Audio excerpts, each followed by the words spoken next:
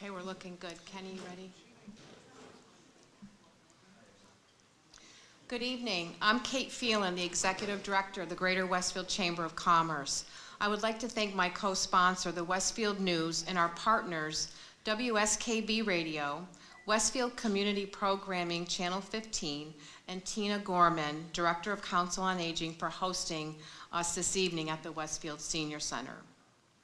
Tonight's forum is being recorded and will be on Channel 15's YouTube channel and replayed on Channel 15 prior to the election. Just a few housekeeping comments. Please silence your cell phones if you haven't already done so. And the restrooms, if you go out the door where you came in, the hallway to the left, you'll see the restrooms down there. So thank you for that. So we're going to get started. So tonight you're going to hear from incumbents and candidates for City Council Wards 4, 5, and 6. The Ward 4 incumbent is Mike Burns, and the candidate is Mary O'Connell. The Ward 5 incumbent is Leslie Lefebvre, and the candidate is current at-large councilor John Beltrandi. The Ward 6 incumbent is Bill Oniski, and the candidate is Jeff Neese. So candidates, our rules tonight are: you will each have a 2-minute opening introduction or statement. Each candidate will be asked the same series of 4 questions with up to 3 minutes to respond. We will end with a 3-minute closing statement for each candidate. I will ask the questions, rotating candidates for the first response. Westfield News Editor Hope Tremblay, Hope, you want to wave to everybody? Will be keeping time and will hold up cards indicating how much time you have left, with a stop in red letters to show you when your time is up. I just want to ask you to please direct your answers to the audience so that you will be on the camera. Kenny, our producer, will be filming this, so just keep that in mind. We will have a 5-minute break between the wards. So on behalf of the Greater Westfield Chamber of Commerce and Reminder Publishing's Westfield News, I want to thank all the candidates for participating in these important forums, and thank you for the audience for joining us tonight. Please remember to vote on November 5th to exercise your right to participate in your local government elections. So first up, we have our forum for Ward 4. Mike Burns, you will start with a 2-minute introduction, then you will pass the microphone to Mary O'Connell for her opening statement. Mike, whenever you're ready. Thank you and welcome everybody. Thank you to the Westfield News Group, the Westfield Chamber of Commerce, and the Senior Center. I'm running for re-election as Ward 4 City Councilor to continue great progress made in the past 22 months as promised during the last election. 2 years ago, I promised to improve roads. To this end, we have repaired, refurbished several major arteries. Working with the DPW, instead of filling potholes, now we spot pave. The roads to eliminate the potholes and make the drive smoother. Also, major reconstruction have occurred on Northwest Road and Upper Granville Road. More has been done in this area in the last 22 months than in previous years, and more is to come in the coming weeks. Also promised was approved stormwater collection, which has been accomplished on Fowler, Granville Road, Cityview Boulevard, and Western Circle. Another promise which has been made and met was improved public safety in Ward 4. And to this end, there is a stricter enforcement of code violations than in the past. Also, I proposed the council pass short-term residential rental ordinance. As a past water commissioner, we shut down the effective wells. As a councilor, after careful research and concert with outside scientists, professionals, and government agencies, we chose the optimal existing method of cleansing the water. Continued improvement will be made to the infrastructure of the ward. There's nothing that can be accomplished if we all work together. Thank you. Mary? Good evening. I am Mary O'Connell, candidate for Ward 4 City Council. Before I start, I'd like very much to thank Hope Tremblay and Kate Phelan for moderating and timing. Thank you also to Tina Gorman and her staff for hosting us this evening. I have seen continued challenges to our city, and I feel that I am the better candidate to represent Ward 4 as we move into the future. Many issues face our community, including troubling debt, the PFAS water issue, and as always, crumbling infrastructure. We need to curb spending now, spend wisely, and take care of that which is an immediate need, and plan for that which we would someday like to address.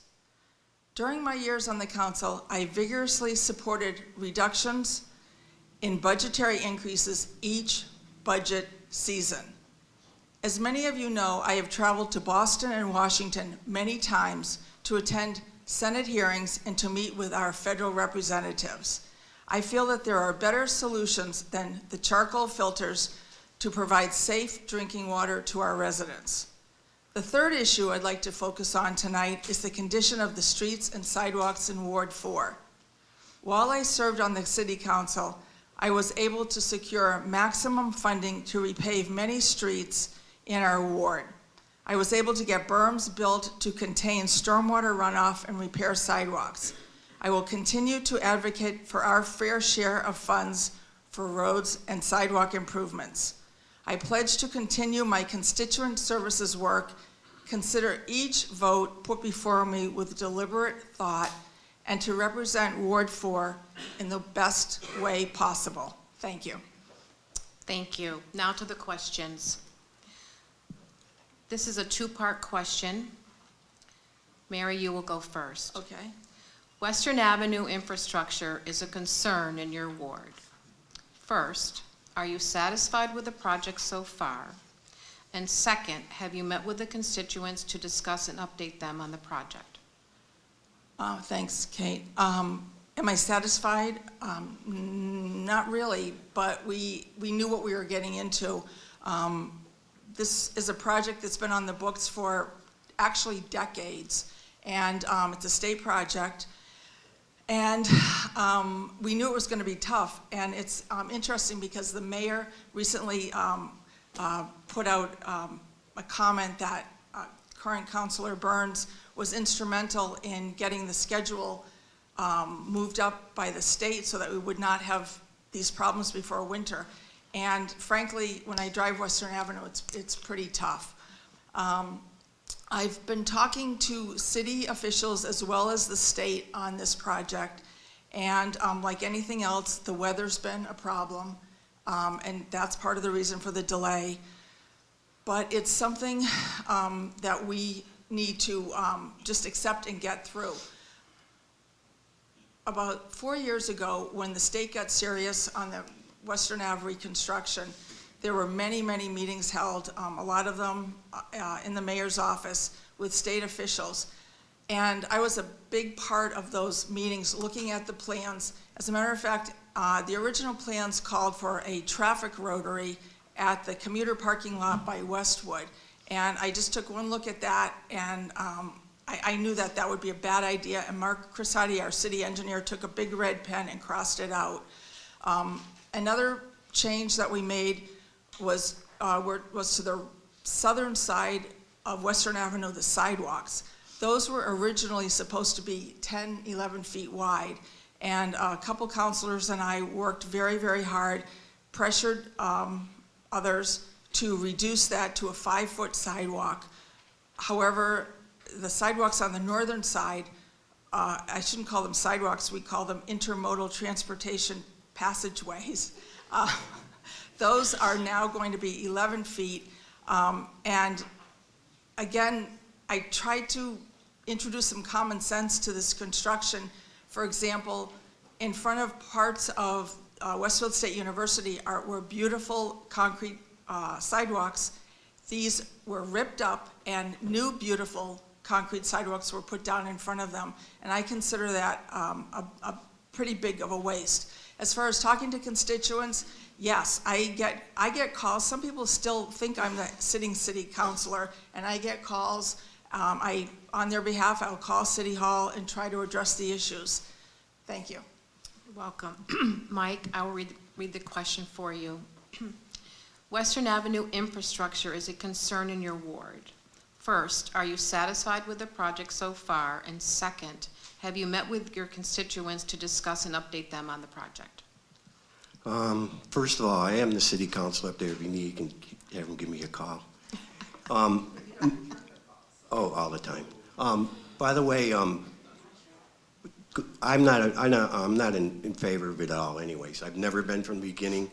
I actually ran for Ward 4 City Council before. I'm sure we all know that. But I was in favor of the road that the college was going to put down onto Route 20 and with the commuter parking lots there. But again, that was defeated by the city councilor at that time.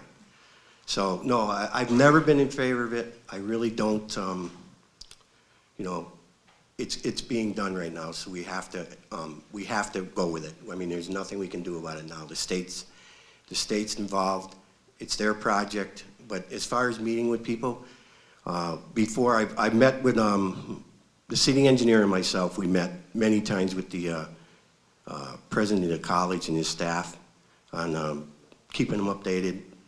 Mark Cusati and myself work together a lot on this. As far as that goes, I am not in favor of, I was never in favor of the project, but I met with the DPW the other day, and they're going to be spot coating. They have a plan to spot coat part of the Western Avenue up there towards the college, toward to Llewellyn Drive area. And so basically, I mean, I've met with the mayor many times. I know you answered that. You asked the question on that, Mary. I met with the mayor, and I did get involved with the state, and he keeps me updated very, very good. And that's it. Thank you. Mike, you will be answering the next question first. Westfield State University is nestled in the middle of your ward. The city and university have a strong partnership. Is there anything you would like to see that would further the relationship between Westfield State University, the city, and the residents? You have up to 3 minutes to respond. Will you repeat that again? Sure. Westfield State University is nestled in the middle of your ward. The city and university have a strong partnership. Is there anything you would like to see that would further the relationship between Westfield State University, the city, and the residents in your ward? Well, I spoke with many residents just recently. I've knocked on many, many doors up there. I spent a lot of time on Overlook Drive. Matter of fact, I went up there on a Saturday just for that reason, to sit there during I believe it was a field hockey game of sorts. And to me, the noise up there was unbelievable. And I made it a point to go to each and every house. And the relationship up there is very good. I was surprised. Last time I was there, it was good. It's even better now. I mean, they were playing loud music and stuff, and one of the young ladies I spoke to said, "That's our happy music." So, I mean, to me, that's pretty cool that we've come that far. I meet regularly with the college president and his staff. Matter of fact, myself and Ralph Figge met recently with him on the housing issues. But as far as that goes, yeah, I mean, how we could partner with the college, with the city, again, our relationship with the city is very good right now, and the college. So, I mean, again, that's all I have to say. I mean, thank you. Thank you. Mary, I'll read the question for you. Westfield State University is nestled in the middle of your ward. The city and university have a strong partnership. Is there anything you would like to see that would further the relationship between Westfield State University, the city, and the residents in your ward? Yes, thank you. Well, I can think of a couple things. When I first came on the council, there was a gentleman named Ken McGarrion who worked at the university, and he originated and created the Neighborhood Advisory Board called NAB. I was a charter member of this group, and it consisted of administrators, professors, students, neighbors, and by virtue of our location, the Ward 3 and the Ward 4 counselor. And we had quite a few meetings. We had regularly scheduled meetings. We discussed a lot of challenges, shall we say, and together our board, we were advisory board, but we came up with some great suggestions and some great moves that we made. For example, at the time the campus was going smoke-free, this was a while ago, and students and faculty and staff were coming out to Western Avenue and smoking on the sidewalk, and the neighbors were up in arms. So we worked out a solution. We got everybody involved, and it was a great vehicle for sort of ironing out difficulties, shall we say. Student parties, students walking through the neighborhood, a lot of these issues we were able to resolve. We met, as I said, very frequently, and I don't know what has happened. Ken McGarry, I don't think, is involved anymore, but I know NAB has not really been meeting as frequently as we used to, which is a shame. While I was on the Westfield 350 board, and there's some board members here tonight, we involved the students, and I think that was a great vehicle for meshing our community with our students, and they were great assets to many of the events that the Westfield 350 sponsored. I was looking for that time.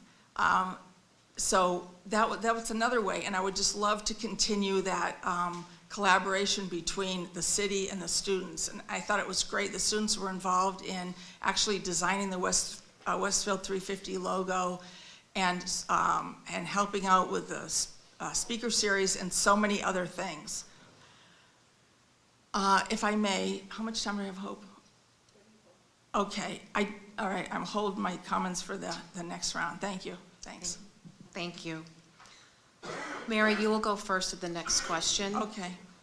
Westfield has a weak mayor, strong council form of government. Yep. There has been a contentious relationship between the mayor and council at times. How would you improve this relationship? You have up to 3 minutes to respond. I just saw Mayor Sullivan walk in. Maybe he could come up here, we could talk. I think you're correct. There's been some animosity over the years, not just with the current mayor, but with other mayors going back. This sounds corny, but I believe it's communication. When I was on the council, we didn't like getting motions from the mayor at a late date. We liked getting our city budget in a timely manner, not at the last minute. I mean, I think there's things like that could, timing and communication. And on the councilor's part, I think there's an open area for more communication from councilors to reach out to the mayor. I know there's councilors sitting here tonight, and I know many do, but sometimes you don't feel welcome in the mayor's office, and I would like to see a little bit more cordiality coming from both sides. I think that would be helpful. While I have a little bit of time, I just wanted to get back, if I may, to the Western Avenue project. I was for the Western Avenue project, and there were so many things about Western Ave that needed repair. And this construction project, I know it's painful and I know it's really tough, but some of the goals were to improve the drainage, and we all know how bad it can be right up in front of the Woodward Center. There were no storm drains put in up there. We're gonna have additional turning lanes. We're gonna have new paving, new curbing, and we're gonna extend the sewer line right up into Llewellyn. So I feel that this project was long overdue, and although it's painful, I was for the Western Ave project. Okay, thank you. Thank you. Mike, I'll read the question again for you. Westfield has a weak mayor, strong council form of government. There has been a contentious relationship between the mayor and the council at times. How would you improve this relationship? You have up to 3 minutes to respond. Okay, but I just want to make a comment about what Mary just said. As far as the we wouldn't even have to be worried about this if we had that road down into Route 20. I mean, it just that, I mean, let's just put this aside.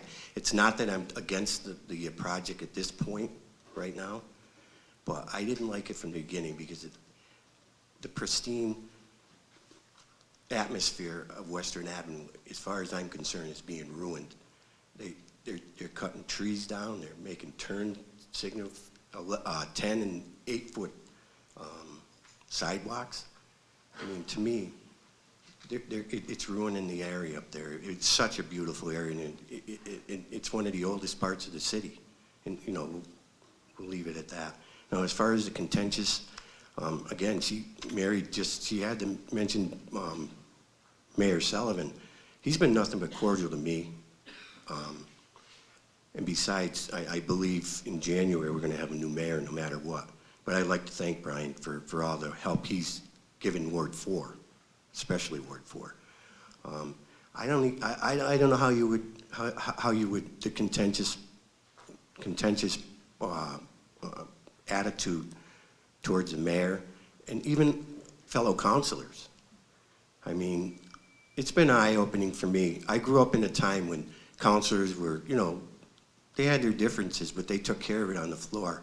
You know, it didn't go out in the parking lot, and it didn't go in the paper, and actually, you know, and former councilors too. You know, actually, I think I have a letter here that was sent to my house, and I had a former councilor, actually, let me see what the words are here. I was derelict in my duty. I mean, that's not very cool. That's a good way to start off a relationship or end a relationship. And again, I think the only way we're going to do this is people need to get along, okay? We don't need to be one side or the other side. I'm an independent thinker. I've always been an independent thinker. I love this city more than you can imagine. I put myself out there, and I will do it forever. And I hope everybody works together next time when we're in there. Thank you very much. Thank you. Mike, you will answer first to the next question. What is your top priority for your ward? You have up to 3 minutes to I have many top priorities for my ward. First of all, we have stormwater. 60% of the road damage caused, not just in Ward 4, but throughout the city and throughout the Commonwealth, is caused by water runoff. In our particular, in Ward 4, there's a lot of people with wells. A third of the residents have wells in Ward 4. And the stormwater and the wells, they coincide with each other, because if they're contaminated just from the streets, from the runoff, that's not a good thing. And a lot of people in my ward, it's rural. We have septic tanks instead of sewers. Public safety issues. We have a lot of, because of Coles Bridge is out, we have a lot of complaints about speeding, increased traffic trucks immensely.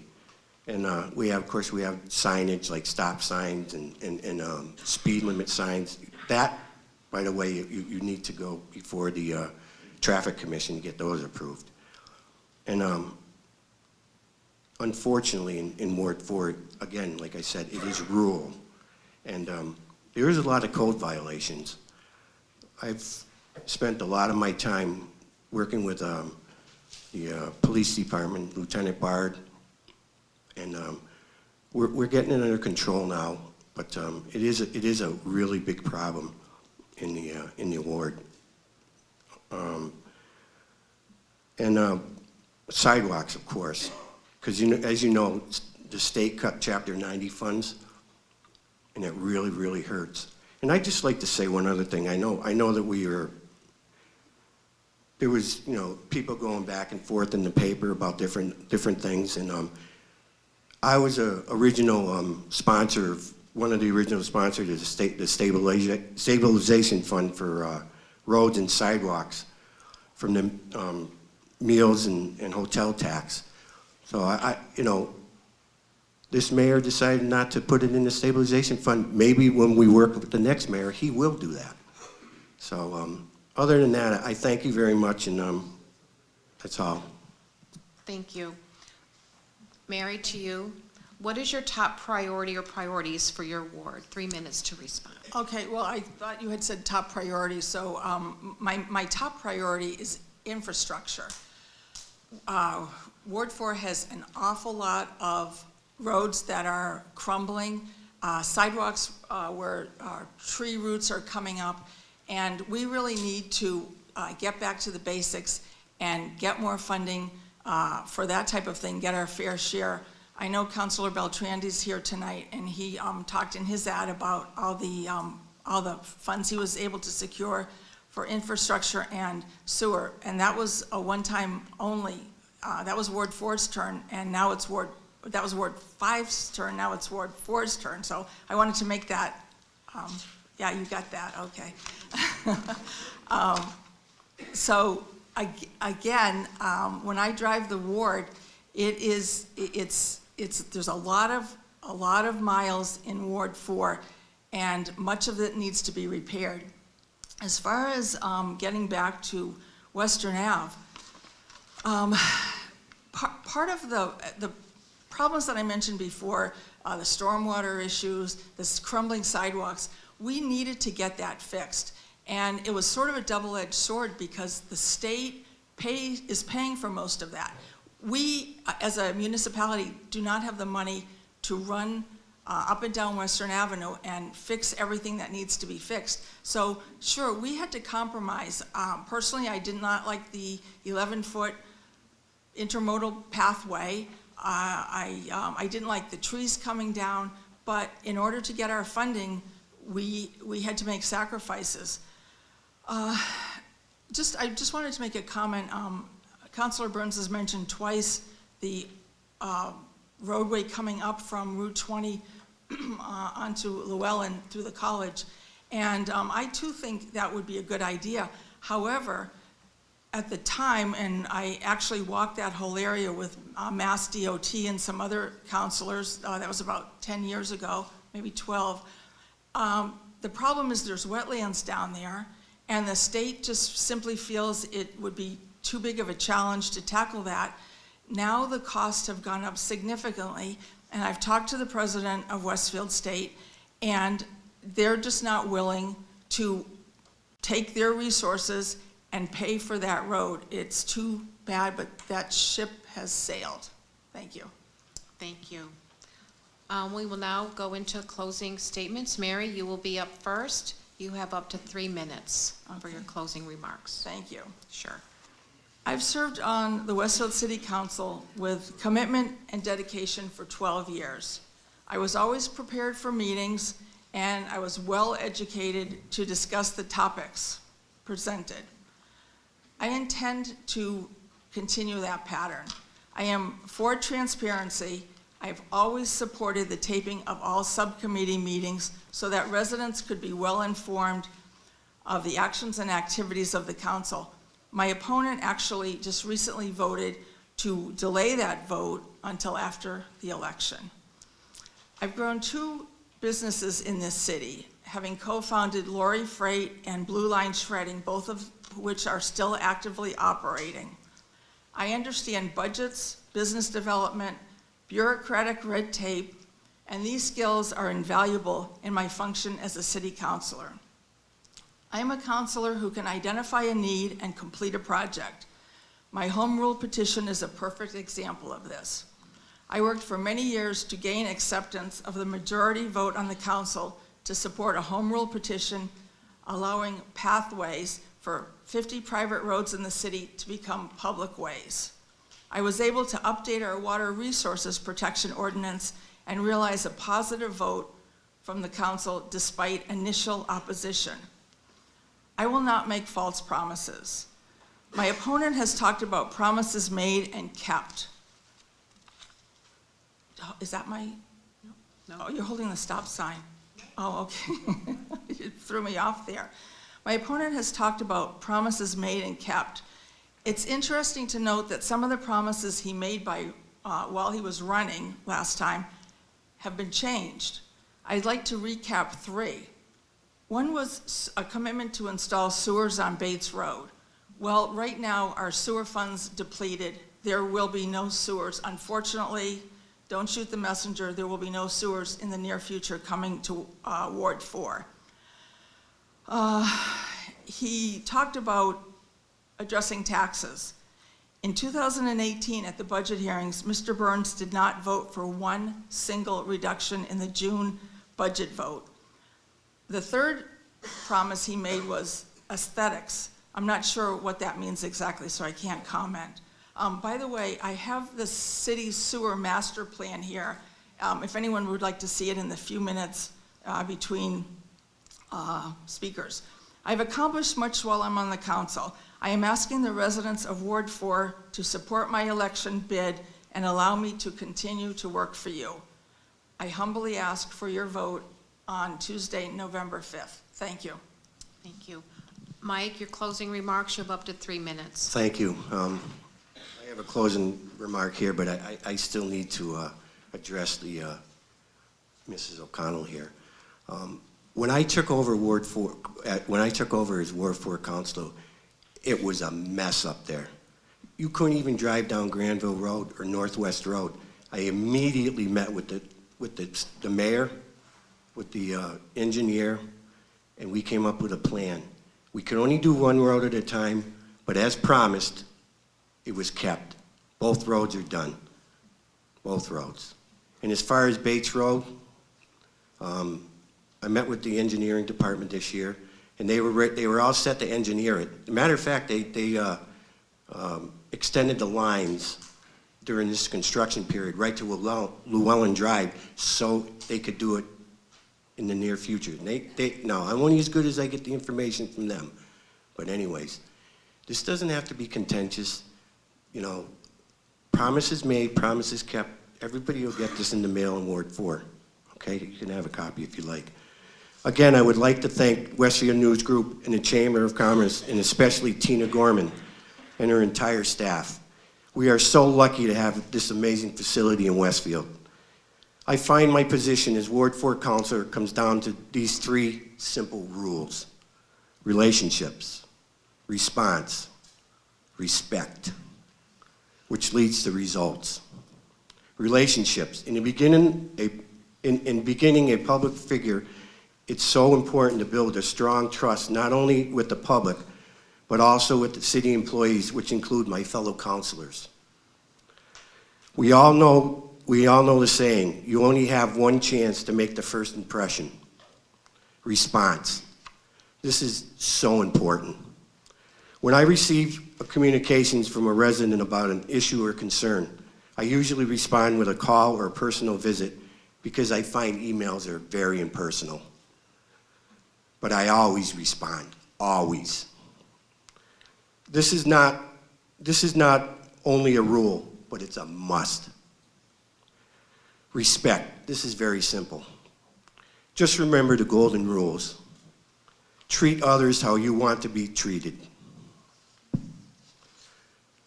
I have been so blessed in life. I grew up in a large family where we learned at an early age, it's not what you have, but what you give. I had the opportunity to serve in the world's greatest military for 2 decades. I had absolute pleasure of serving the youth as a coach and board member for 20 years. I served our community 8 years as a water commissioner, and for the past 2 years, I humbly served my friends and neighbors of Ward 4 as their counselor. And finally, on behalf of Ward 4 residents and myself, I would like to thank DPW and Engineering Department for the improved road and stormwater conditions, the police and fire departments for keeping our neighborhood safe and protected, and the mayor's office for making this all possible. Thank you, Brian. Thank you, candidates. We will now take a brief 5-minute break. Les, if you all come back to your seats, so give us 5 minutes to change up the wards. Thank you very much. Thank you. Oh.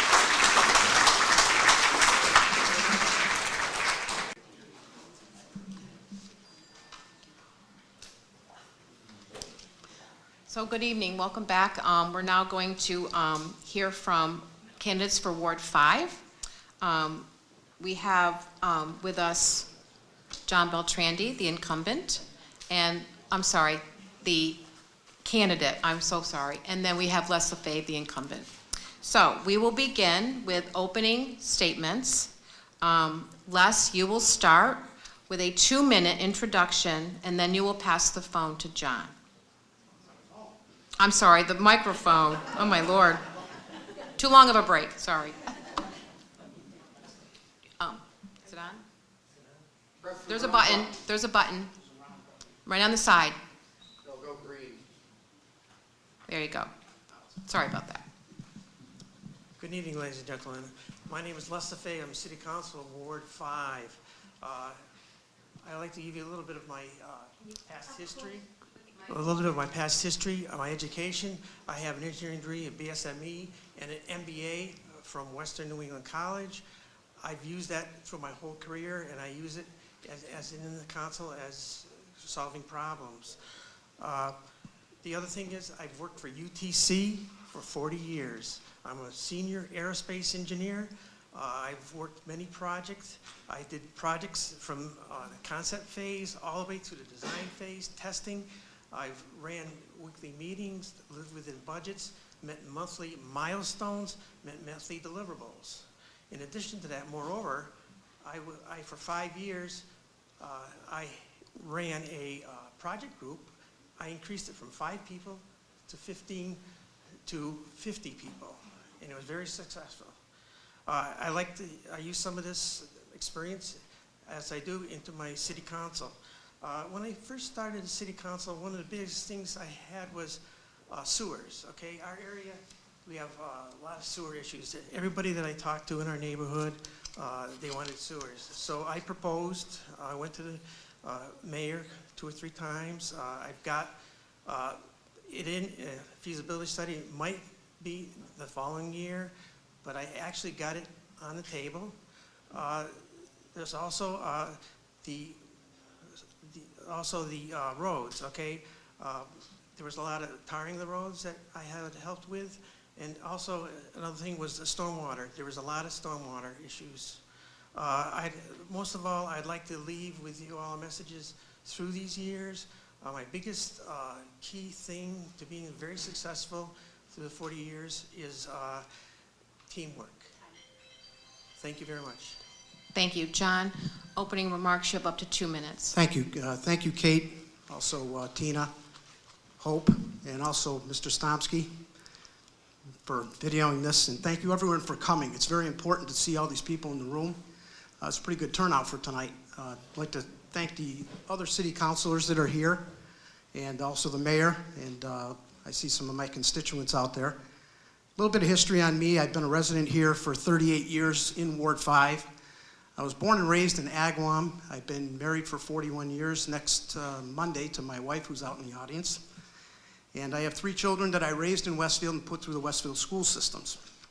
I have 5 grandchildren that I use for political purposes on all of my advertising. Seems to work pretty well for me.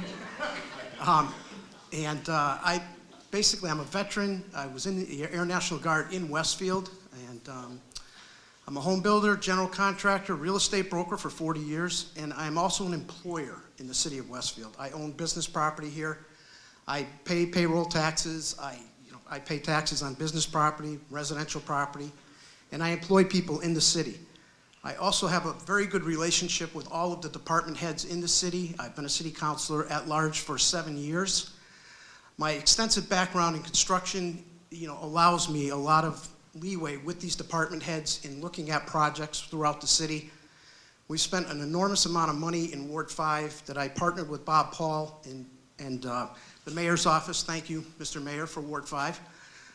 We've done $2,839,000 in sewer projects in the last 3 years in Ward 5, and $1,387,000 in road improvement projects. And that just touches what we've done. But my experience is there, and I think that I can represent Ward 5. I've been doing it for a number of years because I live in Ward 5. Thank you. Thank you. Now to the questions.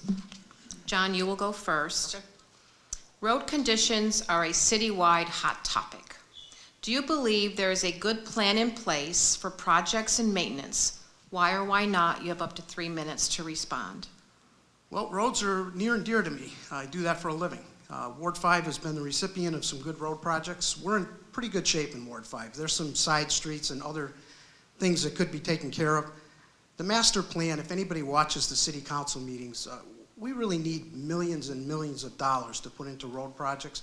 I think the mayor's office and the city council has done a very good job. If you look across the city, North Road got paved from end to end, Granville Road got paved from end to end, Bates Road, Granville Road, Northwest Road, Shaker Road, Larrow Road. These are all projects that have been done. There's a lot of infrastructure things that need to be done in a lot of different areas to accomplish road improvement projects. Drainage is one of them. We recently increased the stormwater management fees to allow for more money to come into the coffers to allow for construction projects to move forward. And I think that when you ask me about the maintenance, the city council, along with the engineering department that I'm the liaison to, there's a plan in place for roads that the mayor's office works with. A lot of them are based on priority, as you can see, with the number of roads that we did and the condition of the roads that we have done these past few years. I think the projects are moving along well, and I think that they're well planned out. Great, thank you. Thank you. Les, I'll read the question again for you. Road conditions are a citywide hot topic. Do you believe there is a good plan in place for projects and maintenance? Why or why not? Yes, I agree. There is a good plan in place for the roads in Westfield. Ward 5 is in pretty good shape right now.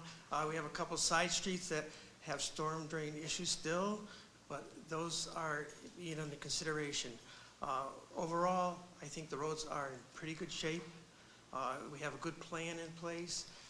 As far as maintenance goes, I have no problem about, I'm a liaison to the Public Works presently, and we do a lot of filling, if springtime comes, filling in the potholes. As you know, we have been seeing that happen. I think the Public Works has been doing an excellent job in maintaining the roads. I see no issues. Over the last few years, being a full-time resident of Westfield, I can see in the wintertime, the roads get plowed. And whenever I get an issue, as far as anything to do with the roads, I act on it, make a plan, and a path forward. Presently, there is a couple roads, like I said before, need tiring, but basically, we're in pretty good shape. Thank you. Thank you. Les, you will go first on the next question.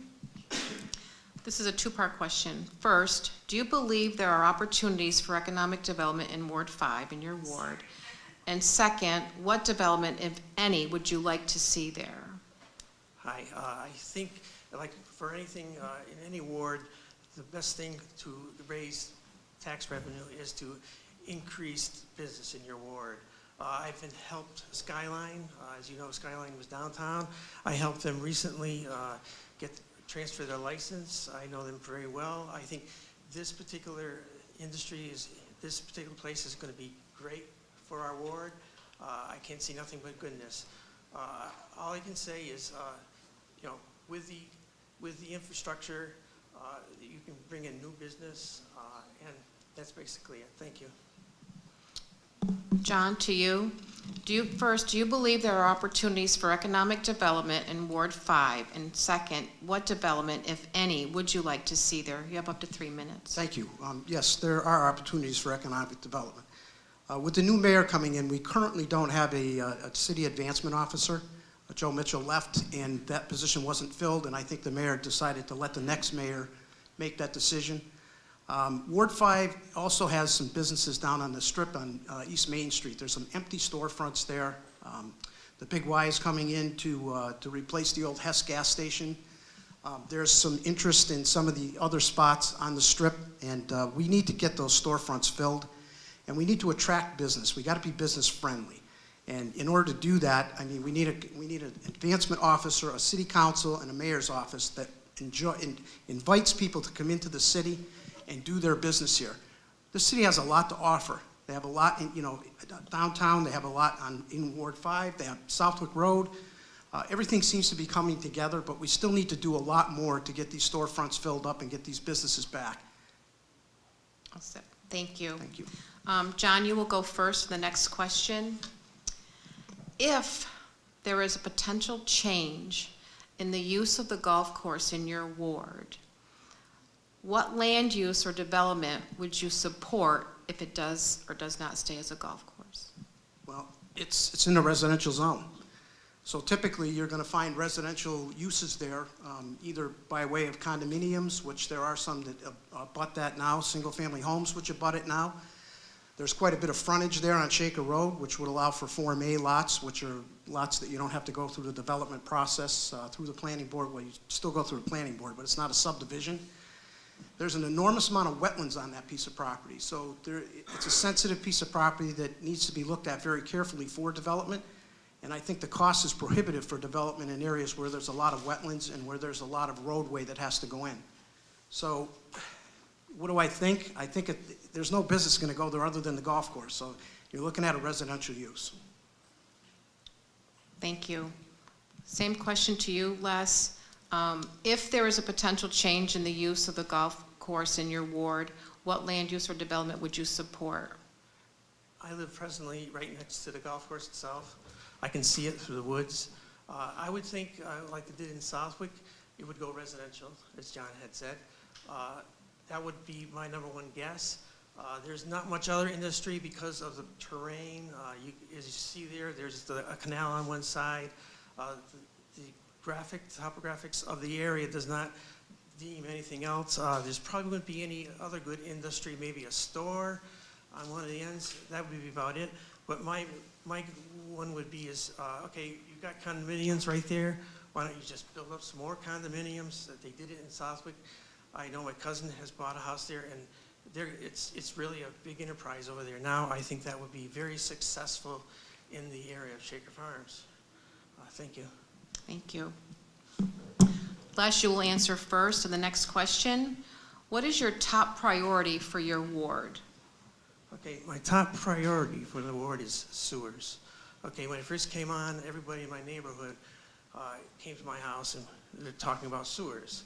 So I went to the engineer and I went to the mayor and I got a proposal, trying to get a proposal. I got a proposal going to start a sewer project in Shaker Farms area near Old Farm Road. Well, it didn't really work yet because of the budgets, but I'm hoping next time it will. Presently on Northridge, we have a project going up there, which is working pretty well. That's basically it. Thank you. Thank you. John, to you, what is your top priority for your ward? You have up to 3 minutes. Thank you. My top priority for my ward is the residents. It's very important that the residents feel that they can contact their city councilor, that they can reach out to them when they have problems and issues, which happens quite often. It's happened to me in the last few weeks in Ward 5. I was at a candidates luncheon here, and one of the Ward 5 residents told me that they've been waiting 2 years to get a guardrail fixed on Shaker Road. So I contacted the DPW the next morning and I said, hey, what is going on with this guardrail? Well, they fixed it a couple days later. It's important for the residents to have that kind of contact and to have somebody that has the contacts within the city to be able to get these things done. You know, we pay taxes, and some of us pay a lot of taxes, and we expect services for those taxes. And I think we have a pretty good crew in all of the departments in the city, from the mayor's office down. We have a DPW that's limping along with people that work there, have several on disability. They're short-staffed. I think they do a wonderful job for what they have. And I think that we've done as many sewers in Ward 5 as we're going to do moving forward for quite a while. Because, to be quite honest with you, the pit bull that was here before in Ward 5, he took all the money. So, you know, you look out at Ward 5 people, I'm not going to lie to you. I don't see something happening in Ward 5 for sewers, you know, very soon. I hope that it does if something changes. But my priority is service to the residents and public safety. Great, thank you so much. Okay. Closing statements. Are you all set? Right. Is it me or? John, you will go first, up to 3 minutes for your closing statement. Thank you. Again, thank you everybody for coming. Thank you for putting this on. I've got a combined 9 years of service to the city between my previous license commission time and 7 years as a city councilor. I also served as your president of the city council in 2018, and I thank the councilors that supported me for that. It was an eye-opening experience. We spent a lot of time working on the water, which is critical, and I think we did the right thing. I think we did a wonderful job with that. Wells 1 and 2, 7 and 8 are going to be putting clean water out for the residents. It's extremely important. Going back a little bit, I've been 38 years as a construction person, 41 years married, 11 years Air National Guard, 3 years on the Westfield State Foundation. So commitment to me is a big deal. Okay, I don't give up on things. I don't walk away from things.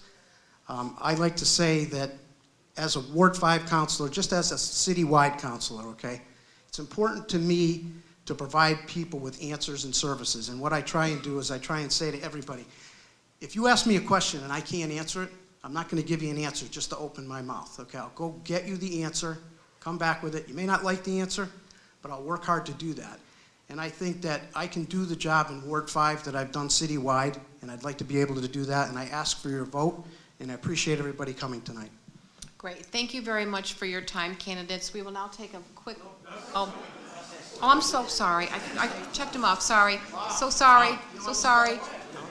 Thank you for that. Thank you. Les, you have up to 3 minutes for your closing I'd remarks. like to thank everybody for coming tonight and listening to this. My number one priority is the residents of our ward.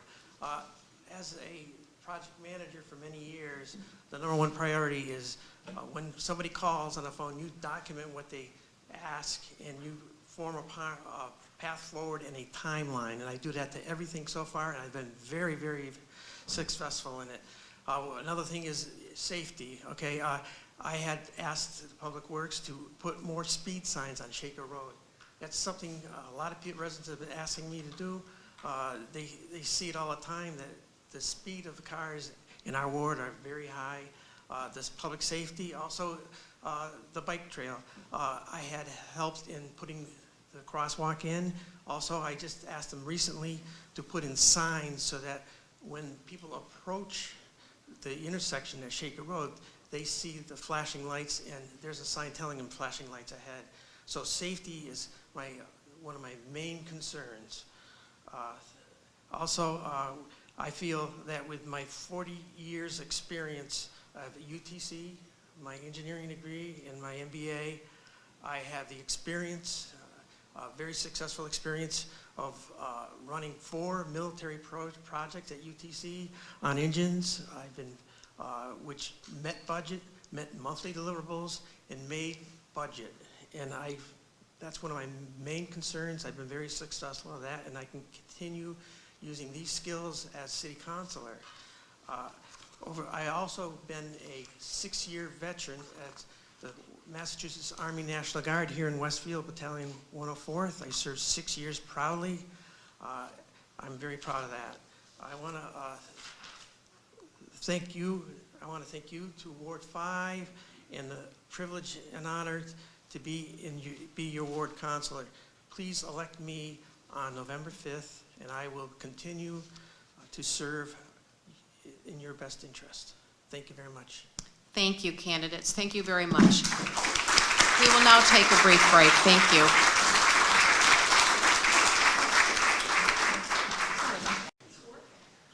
Thank you, everyone. So I will now introduce the candidates for Ward 6. We've set them up alphabetically, just so you know that from the audience. So we have the candidate, Jeff Neese, and then we have the incumbent, Bill Oniski. So our last forum tonight is Ward 6. Bill, you will start with a 2-minute opening introduction or statement, and then you will pass the microphone to Jeff for his opening statement.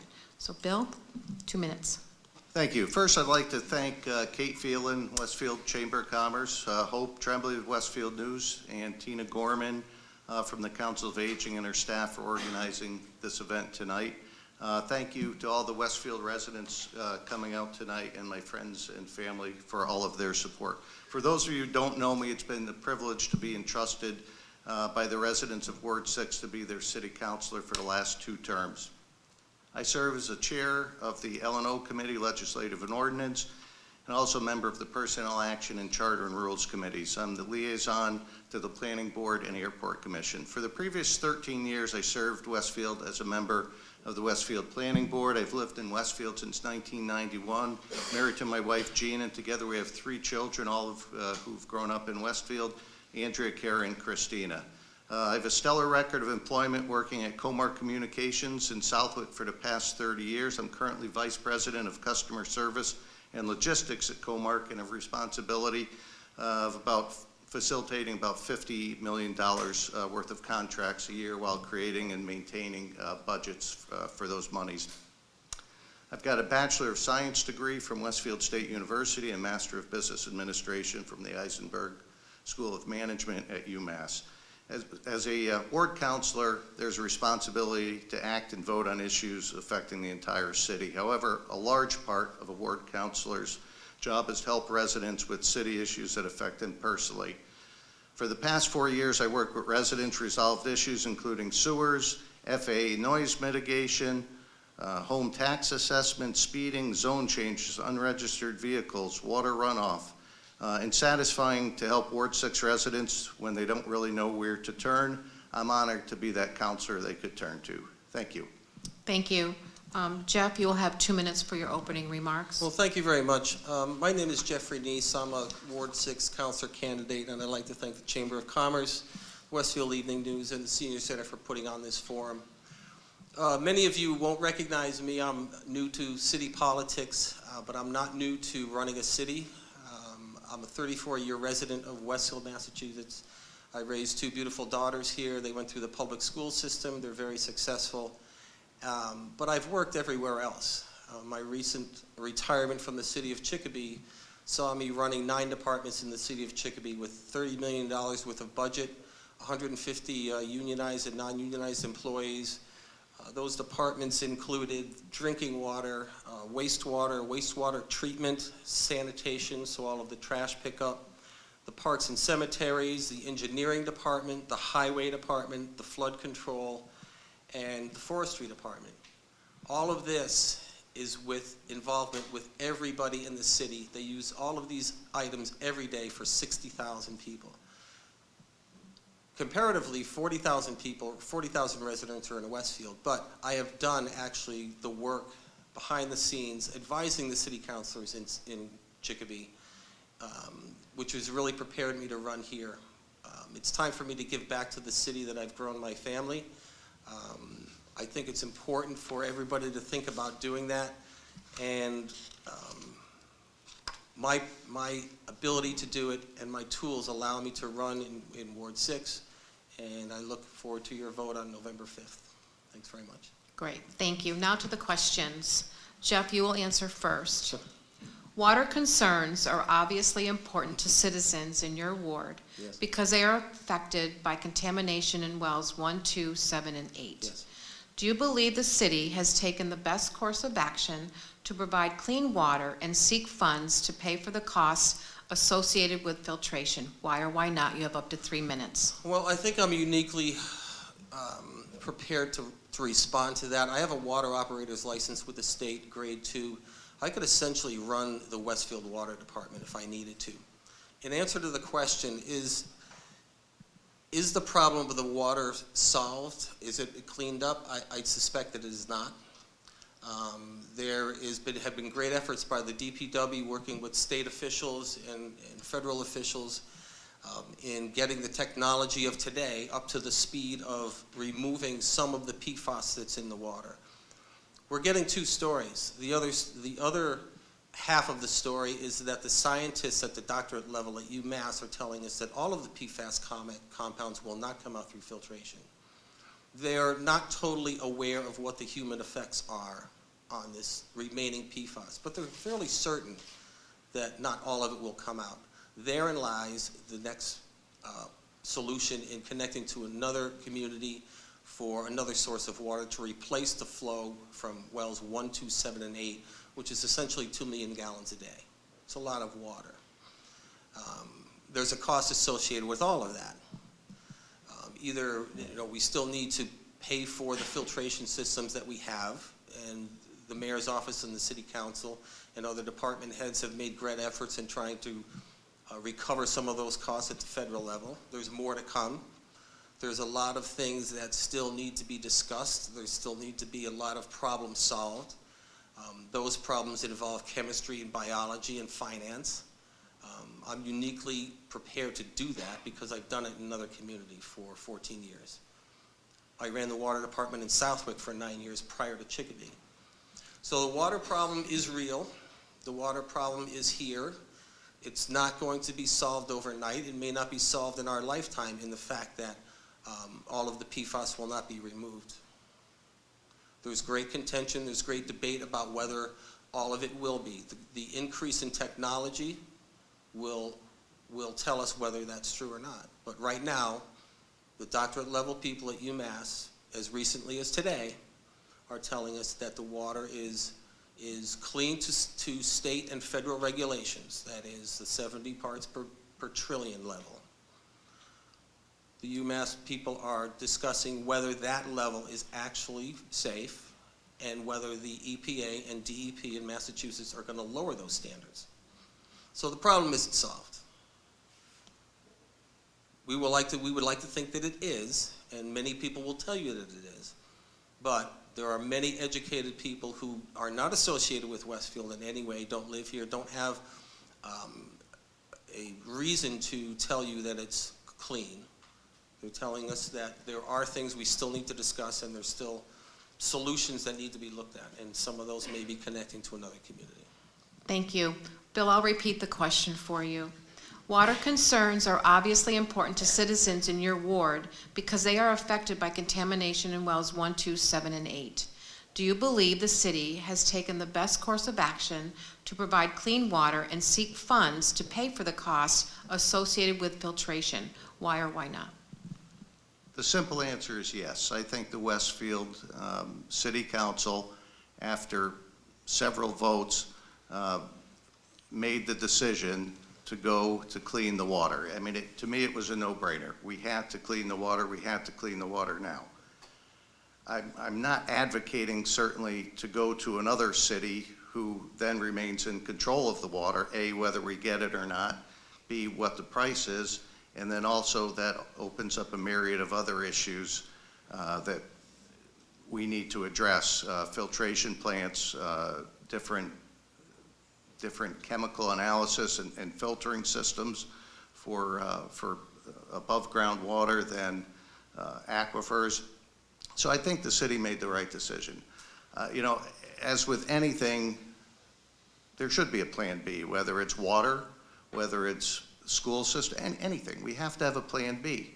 And we should, but right now the immediate concern is getting the wells filtered, and they are right now. One of them is filtered on a temporary basis at the bottom of Paper Mill in Springdale. So that's being filtered. The wells behind East Mountain Country Club, there's been some delays in the construction of the building, but that's that's going to be online too. So I think the city did, after 3 times, we did what we needed to do to make the citizens of Westfield safe. I'm the only one up here drinking Westfield water right out of my tap, and there's a good reason for that. Thank you. Thank you. Question number 2. Bill, you will respond first. There has been talk at the city council meetings about changing the zoning on the north side to exclude future development. Since this area is Westfield's prime real estate for development, which would bring in much needed commercial revenue, what is your position on changing any zoning to prohibit development? You have up to 3 minutes. Well, I mean, the zoning is constantly being looked at. I don't think there is a firm proposal in place to change the development, in any particular area. We still need industry. We need industry in Westfield to help grow and cut our taxes. We can't just make everything residential. The trick is going to be to get clean, sensible businesses in Westfield. Some will be better than others. Everything can't be perfect. Another source, in the north side of potential industry is going to be the airport. It's being set up now such that we can accept businesses soon. and the airport is trying to get businesses into that community or into that airport zone. So, you know, I'm leery of any mass zone changes anywhere in the city, Ward 6, Ward 5, anywhere. We need to do things sensibly, logically, and think about it. There are effects on everything we do. It might seem like a great idea off the top, but it might not be once you start getting into the details. Thank you. You're welcome. Thank you. Jeff, I will repeat the question for you. There has been talk at the city council meetings in Westfield about changing the zoning on the north side to exclude future development. Since this area is Westfield's prime real estate for development, which would bring in much needed commercial revenue, what is your position on changing any zoning to prohibit development? I would agree with Councilor Oniski that any restriction on zoning regulations in a certain ward inhibits new growth. And as the mayors would tell you and the city council members would tell you, new growth is really what drives the new economy for any municipality. You have to be able to offset your tax base with new growth so that you limit the tax increases on the existing residents and businesses. Restrictions in any ward, especially Ward 6, of the size that it is, and the development potential that it has, is a bad idea. That is across the board, and the question was restricting zoning regulations. In those zoning regulations, you can restrict certain facilities if there's discussions about that, and we won't get into specifics about what those facilities might be, but you can make provisions in the zoning regulations to prohibit certain facilities, but not across the board zoning, new growth, infrastructure potential. You want to be able to keep that flexible. You want to be able to have the ability for the Community Development Office and the Mayor's Office to accept new businesses, work with municipal-friendly businesses, and be able to pick and choose somewhat what those businesses are through your zoning regulations. So any restrictions on new growth or zoning regulations in a ward is not a good idea. Okay, thank you. Jeff, you will respond next. Residents and business owners are concerned with the daily traffic congestion at the Mass Pike interchange at Exit 3. Yes. What is your opinion on the solution to the traffic problems up there? You have up to 3 minutes. Well, it is a problem. I can tell you personally. I've been standing out, holding signs, and going door to door in those areas for a long time. And the truck traffic on Holyoke Road and coming off the Mass Pike is endless in the mornings and throughout the day and into the evening. Residents on Holyoke Road are very upset about it. What is the solution? I believe, and I've talked to residents about who really want a quick answer onto what the solution is, and they look to the business of Lane's Quarry on East Mountain Road as the problem. It's not. I don't believe Lane's is the problem. I believe the traffic of the vendors who go to Lane's Quarry is the problem. And there's a number of vendors. They drive the trucks. It's Lane is traveling some of the roads with trucks, but the majority is other vendors, other municipalities, other businesses, excavating companies who buy the stone from Lane and travel it over our roads. You can't totally restrict the truck traffic from roads because they pay a lot of road taxes to the state. They have the right to drive these roads, but we also, in the city, through the Traffic Commission, through the City Council, through work with the Mayor's Office, have the ability to create a road plan. And the road plan can restrict certain traveling of vehicles on certain roads during certain times of the day to at least give some of the roads a break into how it's all managed. Right now, the easiest route for these vendors, and they want to get their product from one place to another as quick as possible, is on the Mass Pike, come off, take a right, and take a left down Holyoke Road, and you're right at Lane's Quarry. That's one route, but we need to be able to be flexible enough and convincing enough with these vendors and maybe it's enforced through Lane's Quarry, the vendor that they're buying from, to have alternate routes on alternate days. So that on certain days, you take one route, certain days you go on Holyoke Road, and it needs to be enforced. Awesome. Thank you. Bill, I'll read the question for you.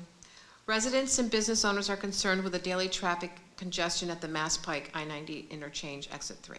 What is your opinion on the solution to the traffic problems there? You have up to 3 minutes. Well, the problem not only lies at the interchange, that's where it shows. The problem is going up the hill through the jug handle. There's not enough room to get onto the Mass Pike quickly. The city, in conjunction with the state, did look at the option of trying to put another ramp on by Savage Arms. As you could see from the Blandford discussions on getting an exit to Blandford, that was moving glacially slow. And when they looked at the ramp, they call it a slip ramp, it didn't make sense to do. It wasn't going to alleviate traffic. The traffic, there's really two traffic patterns. There's one at the Mass Pike. Those trucks go everywhere. And then there is the trucks that go through down Holyoke Road to Lane Quarry. As Jeffrey had said, there is no real easy solution to this. I've been looking at this for 4 years, thought I came up with a solution. It wasn't a perfect solution. I'll be the first to admit it. But it was a try at it, and I'm going to continue to try to find a solution for the truck traffic. Holyoke Road, Paper Mill Road, all of that area gets it, and some of it is combined with bridges being too low. The bridge at East Mountain Road, there are a lot of trucks that get stuck there. I've been behind them several times. So the truck traffic is a problem, not only at the Mass Pike interchange, but really throughout the city and throughout Ward 6. And I'm going to keep searching for an answer. I don't have it right at the tip of my tongue. I've been trying for 4 years, but I will say that I'll continue to try. Thank you. Thank you. Bill, you will respond next. What is the top priority for your ward? You have 3 minutes. Sure.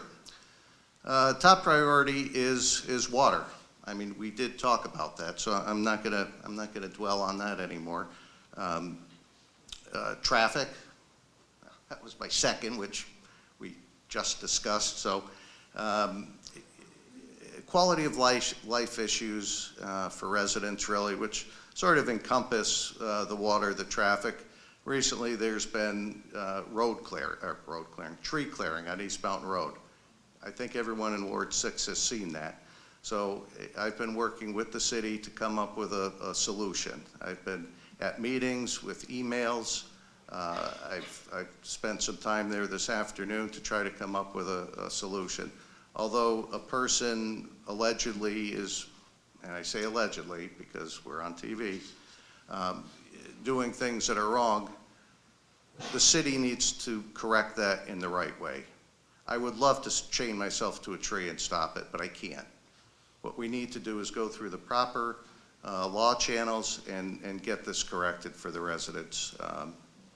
Another issue, not only Ward 6, education. Of all of these formats, no one has really spoke about education. It's not necessarily a ward issue, it's a citywide issue. But I fully support education. The Franklin Ave school that's getting looked at, I think that's a great idea. I think we should push forward with that. And after that, we should move on to the high school. With the state funding, they will only allow one school at a time, pretty much. It's an unwritten rule, but they'll only allow one school at a time to be looked at. So let's get Franklin Ave done, and then let's move on to the high school and fix that for the residents. If we get a good high school, good education system, that brings people in. You do want people in the city. We do want more residents, more jobs, more businesses, and I think that's very important. So although the education isn't specific to a ward, I think it's very important for residents of Ward 6 and all wards. Thank you. You're welcome. Thank you. Jeff, to you, what is your top priority for Ward 4? I'm sorry, for Ward 6?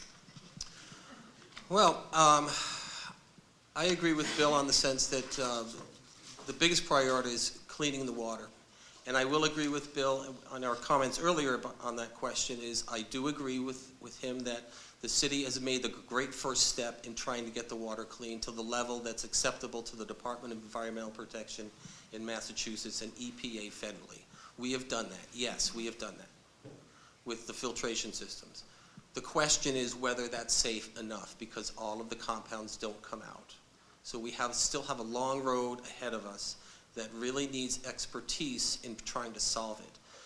The players in this whole effort are going to change. City council people will change. Mayors will retire. They'll leave office. Other officials on the state level, DEP officials, will retire and move on to other things. So we need to backfill all of the expertise to help us solve the problem. It's not going to be overnight. We have to be able to, and I can offer that. So I have a water operator's license with the state. I've been through the education of knowing how to run a water system at a very high level in the city of Chicopee, where 60,000 people. The second problem I see as a priority is infrastructure improvement, and I do believe that Mr. Billups and the DPW have done a great job, along with the City Council and the Mayor's office, to try and provide infrastructure improvements through the whole city with the funds that we currently get. What I will try to do is increase those funds. How do we do that? The fact is that funding for infrastructure is funded three ways: the local level through the tax base, through Chapter 90 funds, and through the TIP, the Transportation Improvement Plan. And that's federal money. That is what funded Western Avenue. It's federal money that's managed by the state. The first is local money. We want to be able to increase funding on an annual basis for road improvements. We currently don't do that every year. Secondly, Chapter 90. The governor's office has the ability to spend Chapter 90 funds at the $300 million level throughout the state. We get a portion of that. The governor's office has historically spent at the $200 million level, which is what it's been for the past 10 years, with one exception. I forget what year it was. But we have to advocate, the mayor's office and the city council has to advocate for spending at the $300 million level. That will get the city of Westfield another $600,000 to $800,000 annually. The third is the Transportation Improvement Plan is managed by the Pioneer Valley Planning Commission and the Joint Transportation Commission. I was on the Joint Transportation Commission for Chicopee. I want to be on it for the city of Westfield. It's an easy few steps to get on it. The other group that manages that money is the MPO. We need the mayor's office on the MPO. So we'll have fun. We'll have a double shot at federal money. Thank you. Still you, Jeff. Thank you. So now, Jeff, you will answer, you'll have the first opportunity for closing statement. 3 minutes. Oh, all right. Well, thank you very much for everybody for being here. I think it's really important that people have educated information about the choices they make when they step into the ballot box. It's part of the democratic process, and everybody who's here is doing a great job in trying to educate themselves on how to do that. Thank you again to the Westfield Chamber of Commerce and to the Westfield Evening News and the Senior Center for putting this on. I feel that I'm a very valid candidate for Ward 6 City Council. I've managed 9 departments in the city of Chicopee, and prior to that, worked in the city of the town of Southwick as their DPW director. Prior to that, I had a 23-year career in the commercial construction business. Not as an owner, but as a project manager, site engineer, structural engineer. Some of the facilities that you drive by every day, I was on a project team to manage. Most notably, Monarch Place, Sheraton Hotel. I spent 2.5 years there as a site engineer. Site engineer basically puts the puzzle together. It's all a matter of pieces. The Barnes & Noble shopping center over by the mall, I was a part of the project manager team for that. So my experience with managing municipal budgets at the $30 million level, advising city councilors in the city of Chicopee, brings me to the point in my life after recently retiring of being able to bring these tools to the city of Westfield. The city that raised my family, that my girls went through the public school system. It's been wonderful to me. And I wouldn't have changed a thing. And I'd like to give back and be able to help manage as we move forward into history. And you know, it's a political cliche that a vote for me is a new voice, and a vote for me is experience. Well, that's exactly what you'll get if you vote for me, a cliche or not. And I hope to able to be successful on November 5th. I ask for your vote to help me do that. And I look forward to working with the new city council and the new mayor's office. And through all of the information that's gathered tonight, I believe we can all make great decisions, myself included. I look forward to the other debates or the other forums. But my real ability to bring the tools that I have to the city of Westfield is real. I've done it. There won't be a learning curve when I step into the city council chambers. And I ask for your vote on November 5th. And thank you very much for everybody for being here. Thank you. Bill, closing statement, up to 3 minutes. Thank you. Thanks again to Kate Phelan, Hope Tremblay, Ken Stomsky, Tina Gorman and her staff for setting all of this up tonight and recording it for later playback. And thanks to all the residents who came here tonight to listen and participate in all of these forums. I personally visited over 1,200 homes in Ward 6 since August. It's so worthwhile to go to the residents, go directly to the residents and have a real face-to-face conversation. In visiting the 1,200 homes, I found a lot of different things. One is that a lot of residents are very happy to live in Westfield. They admit there's some problems, but they are very happy to live in Westfield. So it's not all doom and gloom. There are issues we need to work on, but it is not all doom and gloom. You know, other conversations, of course, centered around concerns of water, quality of life issues, including traffic, roads, land clearings. We can work together to address these issues, correct them, and then we'll move forward. There'll be new issues. We'll get these done. There'll be new issues that fill the spots. There always is, but we'll take care of those as they come. If you're attending this forum or watching the recorded version, you probably know a lot about the city. You're probably in tune with the city already. That's why you're sitting here. You'll know that I supported the bond to provide Ward 6 residents with safe and clean water. You know that I voted to maintain the education budget so Westfield can attract more residents and businesses. Some votes were tough, some were easy, but please know that in all cases, I've always voted for the best interests of the residents of Ward 6 and Westfield. My goal as Ward 6 councilor is simple. I want to continue making Ward 6 and Westfield a better place to live. Part of that goal is to get continued support for budgets that are reasonable and have a positive effect on the city. Funding needs to go to road work. It needs to go to education. I'll continue to support a balanced budget that focuses on all of the residents' needs without overtaxing. Also, as a voter, I look at more than what a candidate says. We can speak here all day long. I look for someone, though, who's got the best interests of the city or state in mind without any personal agendas. So please check my voting record for what I stand for. I think it'll be pretty clear. When checking out new candidates, don't do yourself a favor. Check all over the place. Go on the internet. Find out other information that's not in here and make your decisions there. So for those who know me, will attest my character is strong and honest. I work hard for Ward 6 in the city of Westfield to be the best it can be. I'll continue to address all the issues in the past with integrity and honesty. Stop. Thank you for the Ward 6 residents for your past support, and I ask for your continued support on November 5th. Lastly, happy birthday to my mother-in-law who's in the audience. Thank you.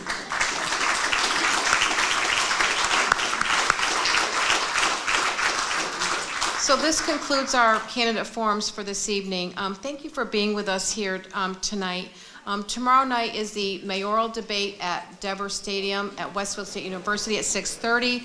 And then Wednesday night is the at-large forum at Westfield Technical Academy, also at 6:30. Thank you again, everyone. Have a good evening.